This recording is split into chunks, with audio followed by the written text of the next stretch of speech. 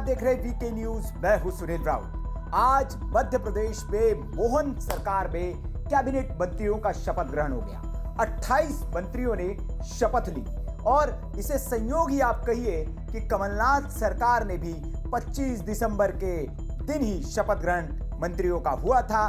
उन्होंने भी 28 मंत्रियों को शपथ दिलाई थी और यहां पर भी जब मोहन कैबिनेट की सरकार बनी तो उन्होंने भी 25 दिसंबर को ही शपथ ग्रहण कराया और 28 मंत्रियों को ही शपथ दिलवाई।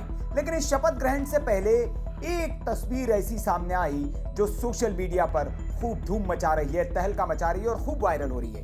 तस्वीर में आप देख सकते हैं कि ज्योतिरादित्य सिंधिया के चरणों में कोई लोटा हुआ है और यह तस्वीर है उस शख्स की जो यहां से जाने के बाद मंच पर पहुंचता है और कैबिनेट मंत्री की शपथ लेता है। जी हां, ये कैबिनेट मंत्री की शपथ लेने के पहले ग्वालियर के विधायक प्रद्युम्न सिंह तोमर की तस्वीर है। प्रद्युम्न सिंह तोमर ज्योतिरादित्य सिंधिया के कट्टर भक्तों में शुमार है। उन्हें ज्योतिरादित्य सिंधिया का कट्टर भक्त माना जाता है और पहला मौका नहीं है जब सिंधिया के चरणों में वो लोटे हो। इससे पहले कई बार सिंधिया के आगे वो नतमस्तक हो चुके हैं, साष्टांग दंडवत कर चुके हैं और वो कहते भी है कि सिंधिया का मैं सेवक हूं और सिंधिया के साथ ही लगातार राजनीति में जुड़े रहे। अब ऐसे में सवाल उठता है कि सिंधिया के इतने कट्टर क्यों हैं प्रद्युम्न सिंह तोमर और सिंधिया के इतने खासम खास क्यों हैं, सिंधिया के आगे इतने नतमस्तक क्यों होते हैं? क्योंकि आपने इससे पहले भी नेता देखे होंगे, नेताओं के भक्त देखे होंगे, खासम खास देखे होंगे, लेकिन इतने खास नहीं देखे होंगे कि चरणों में लौट ही जाए। लेकिन प्रद्युम्न सिंह तोमर उनके चरणों में लौटते हैं। अब प्रद्युम्न सिंह तोमर हैं कौन? जो लोग नहीं जानते हैं वो जान ले कि ऐसा नहीं है कि आम विधायक है। इससे पहले भी ये मंत्री रह चुके हैं। पिछली सरकार में ही ये ऊर्जा मंत्री थे जब शिवराज सिंह चौहान की सरकार थी और जब पाला बदलकर सिंधिया कांग्रेस से भारतीय जनता पार्टी में 2020 में आए थे तब प्रद्युम्न सिंह तोमर भी उनके साथ आए थे और ये भी तब मंत्री बने थे और इनको ऊर्जा मंत्री बनाया गया था। प्रदेश का ऊर्जा मंत्री ये रह चुके हैं। अब एक बार फिर कैबिनेट मंत्री बनाए गए। प्रभार किस मंत्रालय का मिलता है ये देखना होगा। लेकिन तोमर साहब की अगर हम बात करें तो तोमर साहब जो है इसी तरह के मिजाज के। चुनाव से पहले ये खूब चर्चा में आए थे। इन्होंने हर घर से 1-1 रुपए का चंदा मांगा था। उन्होंने कहा मुझे आपका वोट तो चाहिए लेकिन 1 रुपया भी चाहिए चुनाव लड़ने के लिए और आप मुझे 1 रुपया दीजिए। इस 1 रुपए को मैं आपको ब्याज के साथ लौटाऊंगा। घर घर से 1 रुपया मांगा। चुनाव प्रचार के दौरान जब घर से निकलते थे तो खाना पानी लेकर नहीं निकलते थे। जहां इनको भूख लगी उसी घर में कह देते थे भाई साहब खाना बना है तो खाना दे दो। प्लेट में खाना लेकर वहीं आंगन में बैठ के खाने लगते थे। जहां प्यास लगती थी उनसे पानी मांग लेते थे। जहां चाय पीनी होती थी वहां चाय पी लेते थे।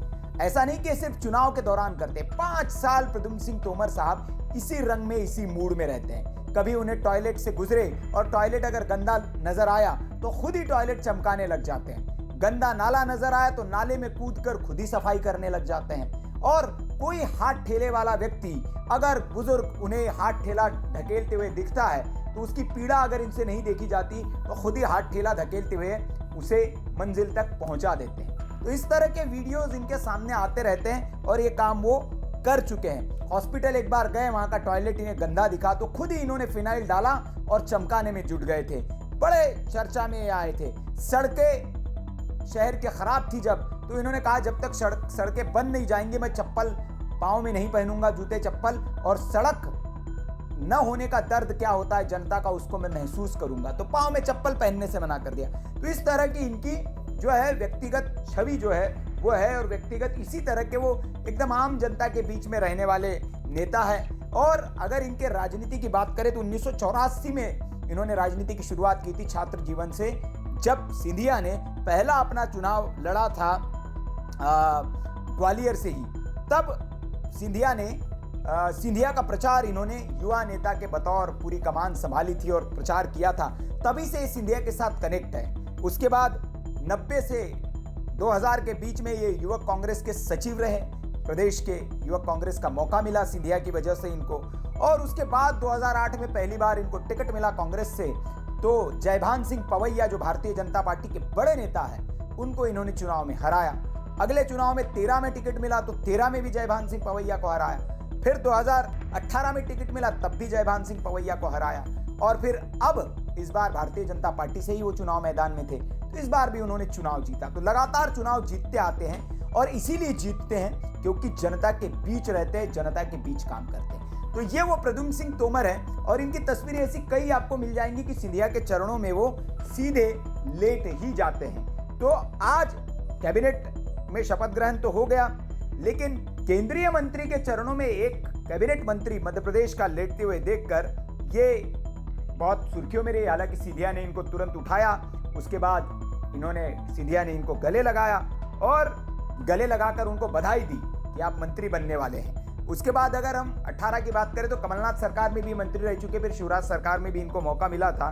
तो ज्योतिरादित्य सिंधिया के लिए ये इनका प्रेम है और इतना प्रेम है कि ये एक बार ये मेरी निजी अनुभव भी है। जब मैं लोकसभा चुनाव के दौरान कवर करने गया था तो मैंने इनका इंटरव्यू किया था सिंधिया साहब गुना में, जब उनके स्टेडियम में एक मैच चल रहा था, वहाँ सिद्धू जी आए थे और वहाँ पर जब सिंधिया पहुँचे तो जब सिंधिया गुजरने लगे तो ये जैसे महाराजाओं को जिस स्टाइल में नमस्ते किया जाता उस स्टाइल में इन्होंने नमस्ते किया और कार के आगे ये वहाँ लौट गए थे। तो ये मैंने अपनी आंखों से देखा है कि कितना ये सम्मान उनका करते और कितने उनके लिए इनके मन में कोई ये नहीं कि मैं अगर ये करूँगा तो जनता क्या कहेगी, तो वो बिना उसके ये सिंधिया जी के सामने इस तरह से लौट जाते हैं कि हमने भी देखा है और बेबाक तरीके से अपनी बात रखते हैं जब भी बात रखते हैं। हालांकि तब वो कांग्रेस में हुआ करते थे जब मैंने इनका इंटरव्यू किया था, और लेकिन अब ये भारतीय जनता पार्टी में हैं और तेवर वही है, तेवर बदले नहीं, इनके मिजाज भी वही है, उसी मिजाज के हैं, आम जनता के लिए सुलभ है और आसानी से मिलते हैं, सरल स्वभाव के हैं और जनता के बीच में रहना पसंद करते हैं। तो ये है प्रद्युम्न सिंह तोमर जो बड़े चर्चा में आए, महाराज के चरणों में ऐसे लेट गए जैसे भगवान के चरणों में भक्त लेट जाता है। तो इस खबर पर आपकी जो भी राय है वो कमेंट करके हमें जरूर बताएं। वीडियो अच्छा लगा हो तो लाइक करें, शेयर करें और ऐसी खबरों के लिए आप देखते रहिए वीके न्यूज। नमस्कार। वीके न्यूज, राष्ट्र के नाम।